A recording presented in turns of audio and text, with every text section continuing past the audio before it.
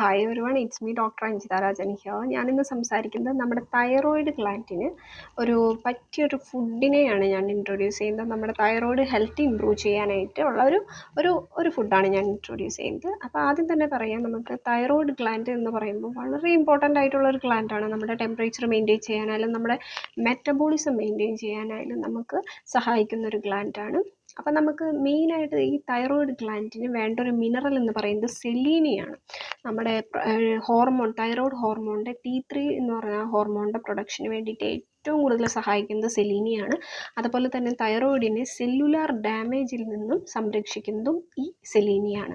അപ്പോൾ ഈ law selenium നമ്മുടെ ബോഡിയിൽ സെലീനിയത്തിൻ്റെ അളവ് കുറയുമ്പോൾ നമുക്ക് തൈറോയിഡ് ഗ്ലാൻഡിൽ സെല്ലുലാർ ഡാമേജ് ഉണ്ടാക്കുകയും അത് ഹാഷിമോട്ടോ ഡിസീസ്, ഗ്രേവ് ഡിസീസ്, പിന്നെ അതിന് ഹൈപ്പോതൈറോയിഡിസത്തിലേക്ക് വഴിതെളിയിക്കുകയും ചെയ്യുന്നു.